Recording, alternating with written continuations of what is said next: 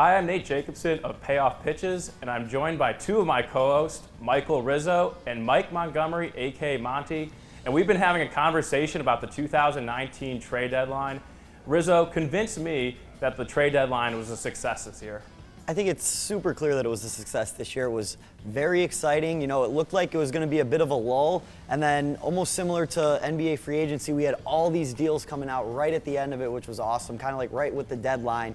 And we had a lot of teams that weren't really sure if they were going to be buyers or sellers, and it forces these general managers to make a decision right then and there on the spot. And I loved all the moves. We set a record. I believe there was 30 different trades, a record by more than 10 trades compared to the previous years. And I think it's very clear that 2019 trade deadline was a success, and we should keep it where it is.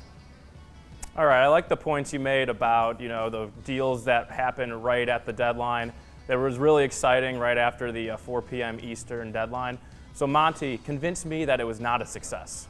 Absolutely. So for me, it's all about quality over quantity. You can sit there with your numbers and your records, but I don't care. I want big names because it's more fun. That's what it's all about. Sure, Zach Greinke went, but guys like Madison Bumgarner didn't because these teams didn't know if they should be buyers or sellers or not. So I think we should push it back, give them more information, more time to make their decisions. I don't care that it makes them a better GM or whatever. Like that, who cares? Like let's just get more action and more big names to go because that's more fun.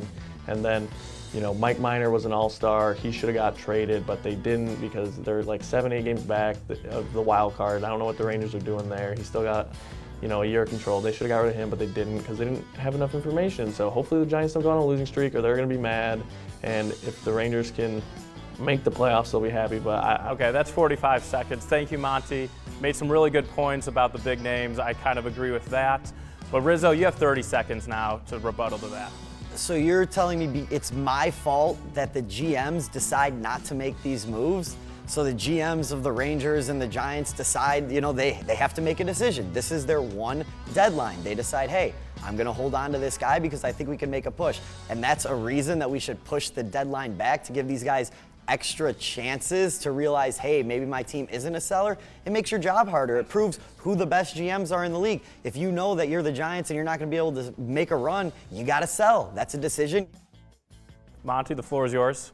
See, of course we want extra chances and extra information to make decisions because then the decisions will be better. Marcus Stroman's not doing a whole lot for me. Mike Minor is super good, so I think those are guys that, were big names but not big enough. The Giants should have sold, and I think that's totally fine. I like the one deadline thing, but let's go back to 2017. Justin Verlander was traded at the end of August, and then the Astros won the World Series. So that's a big move that happened super late. So let's move the deadline back, and then we can go from there and figure it out. All right, 15 seconds left for each of you.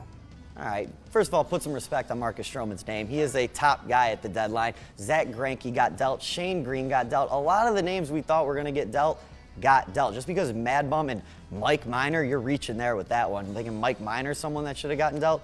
If you're a GM, you got to make a decision. All right, you know the rules. Monty, your turn. I do respect Marcus Stroman, first of all, but he's not in the same class as these other guys. And Mike Minor was an all-star, so maybe you should put some respect on his name and get that straight.